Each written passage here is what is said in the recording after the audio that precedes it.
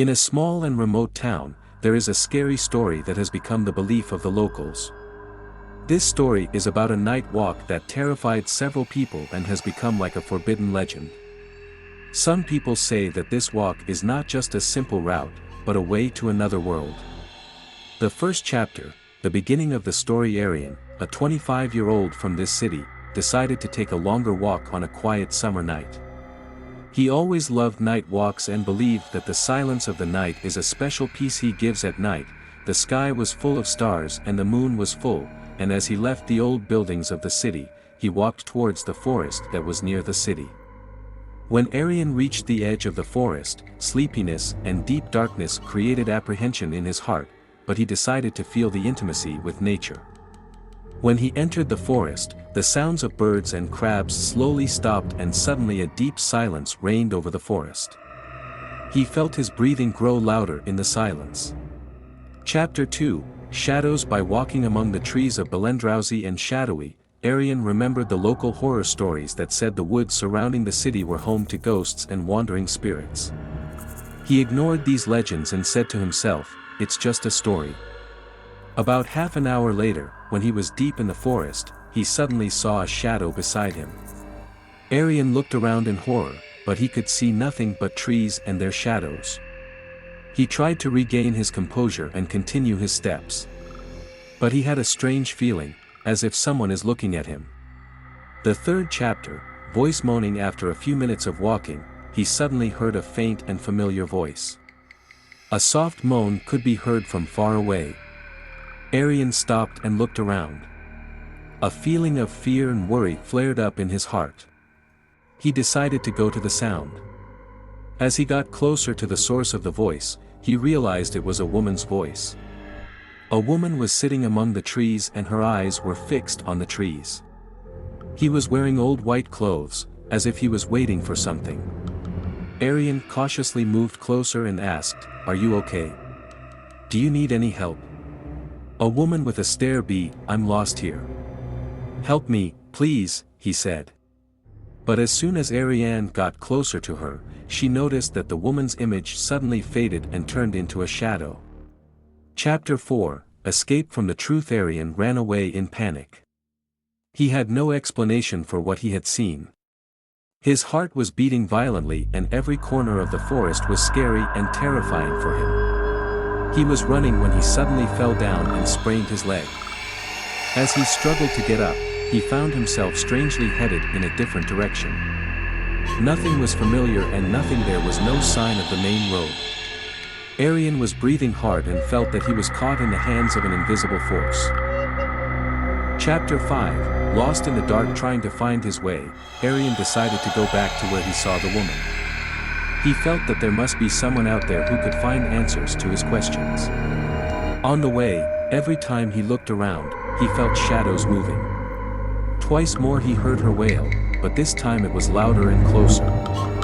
Arian went towards the sound with fear and trembling and stopped next to a big tree. He looked around and suddenly saw several more shadows. They stand in the dark corners of the forest. They were all staring at him. Chapter 6, Encountering Ghosts. Arian stepped forward with a heart full of fear and called the woman's voice. "Where are you?" "I'm here." As soon as he said this, the shadows moved towards him and appeared more clearly. As if there were ghosts wandering in this forest looking for help. The woman said in a tired voice, "We are trapped in this forest. No one can release us. This is a trap. Don't fall into it." Hearing these words, Arian got more scared and shouted, "How can I be? Shall I help you?" Chapter 7, The Painful Truth. The woman moved closer to Arian and fixed her eyes on him. "Many people are lost in this forest. Our souls are trapped here and there is no way out. You will become part of us now if you stay here." Arian turned back, but the trees were closing in and she felt trapped. It was as if the forest was trapping him and the shadows were slowly surrounding him. He felt that there was no escape and no hope of returning. Season final, Lost forever. As Arian tried to escape, he used all his strength. But suddenly the ground softened under his feet and he fell into a pit. As he fell, the moans were getting closer to him. He finally fell into complete darkness and felt himself losing his strength. Many nights passed and there was no news of Arian. Until a few weeks later, the people who went to look for him noticed that the trees in the forest changed and took on a strange shape. They also remembered local stories and legends. They were afraid to enter the forest. Today, local people gather around the forest and tell the story of Arian. His spirit now wanders among the shadows, and every night, when darkness covers the forest, there are wailing sounds that no one wants to go near. This true horror story shows you how a simple walk can turn into a dark and ghostly horror. I hope this story has been of interest to you. On a dark and silent night, a trip deep into the forest can become a frightening memory. The turning point of this story is a walk in a sleepless and cold night that leads to panic and confusion. This true story, spread over years among the residents of a small town, shows us that sometimes silence can be more dangerous than sound. Chapter 1, the beginning of the story. Ehsan, an adventurous young man who loves nature, had decided to go to the forest near his city on a summer night. He always liked to walk alone and connect with nature. He had already enjoyed the image of the forest during the day and now he wanted to discover its beauty at night. So, with a flashlight and some food, he set off into the woods. Upon entering the forest, Ehsan immediately felt that it was a strange and challenging place. The tall and shady trees seemed to be whispering to each other. "It's just a walk, nothing scary is going to happen," he told himself. Chapter 2, Absolute Silence. The walk began and Ehsan realized that there was a strange silence in the forest. The sound of birds and silent creatures had suddenly stopped and it was as if everything was waiting for something. Maybe this was a sign of a restful night, he thought to himself. But the deeper he went into the forest, the more he felt that something in the background might be watching him. Along the way, Ehsan encountered several big and bigger trees, and as soon as he reached a circle of trees, he suddenly felt a strange force pulling him forward. "It's just an illusion, I have to stop myself," she told herself. But these feelings gradually strengthened. We're taking Chapter 3, Facing the Shadows. After walking for half an hour, Ehsan noticed the sound of faint moans in the distance. He stood for a few moments and listened. The voice became clearer, so that he could hear the slurred words. He suddenly hesitated. "Is anyone in danger?" He thought and moved towards the sound. He reached a clearing and noticed some shadows standing there. The shadows were human-shaped, but they could not have any special features. Ehsan cautiously went closer and called, "Hello. Do you need video? You have any help?" Seconds after he said that, the shadows slowly approached the real form. Sad and listless faces stared at him, and a forced voice echoed through the forest, "This is not where you should be." Chapter 4, Escape from the Truth. Ehsan started running with fear, but the faster he ran, the closer the shadows got. He felt the pressure on his chest getting heavier and his energy draining. The trees were moving quickly, as if their leaf daggers were following him. He did not know which way to go and just run. He passed through the big trees and the darkness of the forest, and every time he looked behind him, he saw the shadows closer. He remembered the local stories that the forest was the place of lost spirits. Maybe they're right, he told himself. Chapter 5, The Bitterness of Oblivion. Finally, Ehsan fell to the ground and could not continue due to exhaustion. He slowly closed his eyes and tried to forget everything he experienced. But suddenly, the moaning and forced voices came to his ears again. He felt spirits approaching him. At that moment, he remembered that he was terribly lost and had no way to escape. Fear gripped him and he parted with sad words. "Please, I just want to go back." But these words were lost in the darkness of the forest. Chapter 6, Terrible Facts. Ehsan's eyes in the dark world opened. He realized he was in the same clearing and the shadows were still moving towards him. They were getting closer and closer, each with a sad face. Some of them claimed that this forest kept them in its trap and they could never escape. Please understand that these are ghosts, those who are lost in this forest and somehow joined it. He was trapped among them and there was no way out. In fact, the forest is a sort of eternal prison for souls. Was lost. Chapter 7, Desires and Pains. The night was slowly ending and the light of dawn was emerging.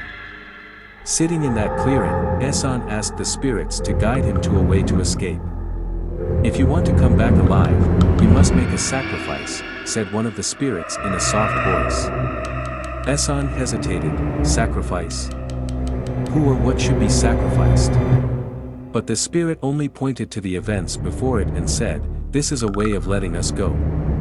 You must go on." The final season. With the passage of time and decision-making in Ehsan's mind, he finally came to the conclusion that in order to be free, he must forget the past. He was so exhausted trying to escape from the shadows that suddenly everything around him went dark. 2 days later, a group of local officials entered the forest to search for him. After several hours of searching, they found no sign of him. But at the same time, one of them heard a faint and distant moan. A few years later, legends of a man lost in the forest arose, and local people continued to tell the story of Ehsan. The story of someone who went to the forest and never came back and is always crying and asking for help in the darkness of the forest. This scary walking story can take you into the scary world of imagination and anxiety. I hope you enjoyed this story. On a cold and dark autumn night, a frightening incident took place in a small town that became a local legend. Our story is narrated by a teenager named Amir who decides to go for a walk on a sleepless and sad night and face what lies in the heart of the forest. Chapter 1, Moving Towards the Unknown. Amir, a 17-year-old youth, always loved adventure and discovering dark and mysterious spots. On Friday nights, he would go for a walk alone in the woods around the city. For him, these walks were an opportunity to think and get away from everyday stress. But that night, everything was different. When Amir left the house, the air was completely calm and pure silence reigned in the atmosphere. The village was in a deep sleep and the only sounds that could be heard were the rustling of the trees and the wind. He started walking and thought to himself, "It's a beautiful night, nothing can go wrong." Chapter 2, Deep Silence. As time passed, Amir went deep into the forest and the starry sky gradually disappeared behind the trees. The silence of the night made him think, even the sound of crickets was silenced. He was afraid. He looked around and realized that there was nothing around him but silent shadows. After a few minutes, he suddenly heard a distant moaning sound. This voice created a source of fear in his heart. He had to figure out what to do. Should it turn or go towards the sound? He decided to go a little closer to see what was going on with the sound. Chapter 3, Mysterious Shadows. Amir took a step and looked back. Shadows seemed to move behind him. He rushed forward and heard the moan again. This time it seems clearer. You arrive. He cautiously moved towards the sound and saw something strange. In the middle of the trees, a little girl was sitting in a white dress, looking very scared and weak. Amir approached him in a soft voice and said, "Hello. Are you okay? Do you need help?" The girl raised her head and stared at Amir with scared eyes. "I'm lost and I can't go home," he said. His voice was like a silent moan that could be heard in the darkness of the forest. Amir was a little hesitant, but decided to help him. The 4th chapter, Farah. From fear, Amir came closer to the girl and extended his hand towards her. At this moment, he had a strange feeling. It was as if the trees around them were slowly moving and the space was extremely cramped and strange. The little girl suddenly crawled back and said in a voice that had now turned into a terrifying scream, "Run. They're going to get you." Amir immediately turned back and realized that dark and strange shadows were moving towards him. He started running frantically. His heart was pounding and he felt a deep fear in his heart that he forgot the little girl and ran in the darkness of the forest. Chapter 5, Lost in the Dark. Amir ran for about half an hour in the forest trying to find a way to escape. The trees were so close that he couldn't see which way was right. The sound of poisonous laughter and vague moans could be heard from all around, and he was filled with fear. After a while, he reached a clearing. Nothing had spoiled the environment here, but the excitement and fear of the presence of shadows had surprised him. He fell on the floor from exhaustion and listened to his breathing for a few minutes. Chapter 6, Shadows of the Past. While still lying there, he noticed the moans and venomous laughter gradually getting closer to him. He was really in danger. Suddenly, some shadows appeared in the distance. Ehsan looked at them hesitantly and remembered the girl who had asked him to run away in that darkness. The shadows were slowly coming towards him and his sensitivity was greatly increased. He began to recall the stories he had heard as a child. Stories of wandering spirits and dark creatures that live in the forest. One of the shadows Z came forward among others and realized that he had a man by his side. Chapter 7, A Bitter Truth. The shadow came close to him and his face gradually became visible in the dim light. This man looked familiar. He said to Amir, "Why have you come here? Don't you know that it is dangerous here?" "I just came for a walk," Ehsan said fearfully. The man replied, "This forest is a trap. Whoever comes here must pay a price. The spirits here are lost and there is no way to escape." A new feeling of fear and despair arose. Amir while to the man and shadows watched, realizing he had no escape plan. All he knows is that in this forest, he will get nowhere. Chapter 8, Final Options. Amir slowly understood that his time was up. He made a decision he never wanted to make, but he had to make a sacrifice. Could he save his life or should he accept another soul? A feeling of sadness and loneliness formed in his heart. In desperation, he remembered the little girl. He couldn't forget her, the one who had come for help. The sound of a girl moaning it echoed in his ears again. He decided to go to the forest and save the girl. Final chapter, The Search for Freedom. Amir ran to the same area where he saw the girl.